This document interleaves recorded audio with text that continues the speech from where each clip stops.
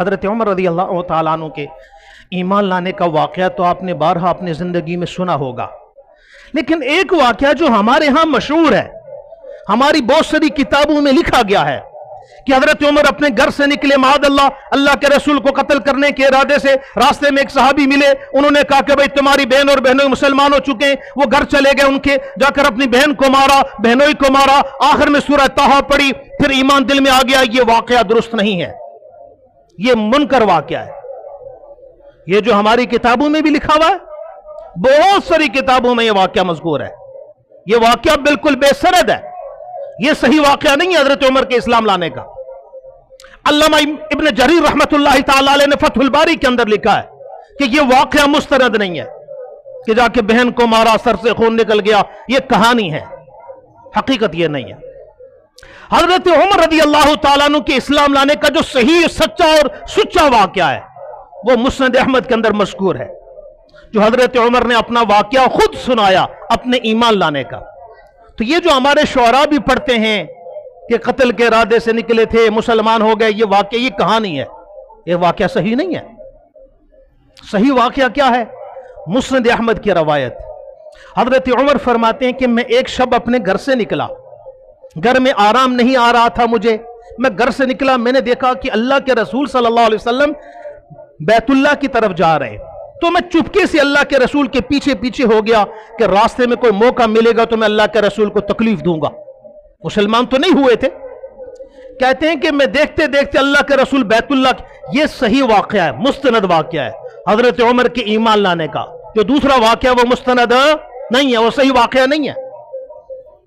کہتے ہیں میں نے دیکھا کہ اللہ کے رسول بیت اللہ کے اندر داخل ہو گئے، میں بھی چپکے سے بیت اللہ کے قریب جا کر چھپ گیا کہ میں دیکھتا ہوں اللہ کے رسول کیا کرتے ہیں۔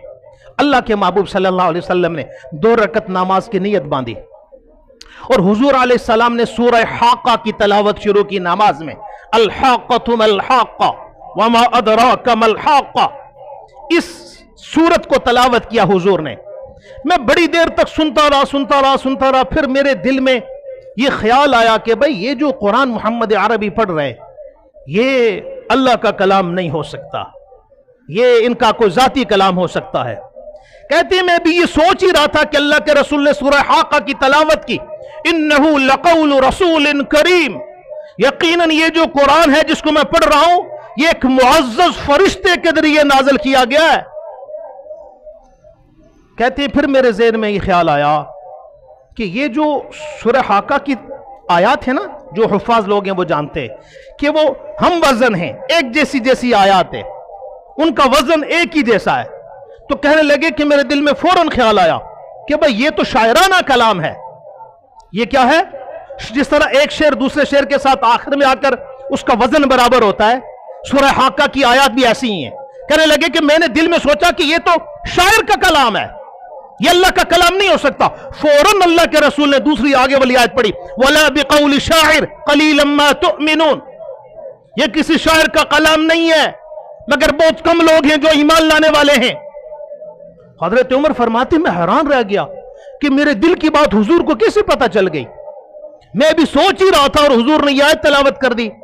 پھر میرے دل میں یہ خیال آیا کہ یار یہ شخص کوئی کاہن ہو سکتا ہے۔ کیا ہو سکتا ہے؟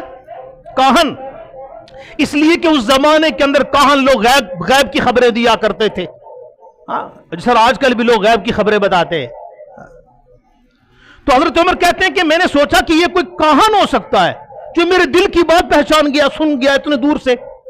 فوراً اللہ کے رسول نے اگلی آیت تلاوت کی، وَلَا بِقَوْلِ كَاهِنٍ قَلِيلًا مَا تَذَكَّرُونَ تَنزِيلٌ مِّن رَبِّ الْعَالَمِينَ، یہ کسی کاہن جادوگر کا بھی کلام نہیں ہے، بہت کم لوگ ہیں جو نصیحت حاصل کرتے ہیں، اور یہ نہ کسی شاعر کا کلام، نہ کسی کاہن کا کلام، نہ میرا ذاتی کلام، تنزیل من رب العالمین، یہ 2 جہانوں کے پروردگار کی طرف سے نازل کردہ کلام ہے۔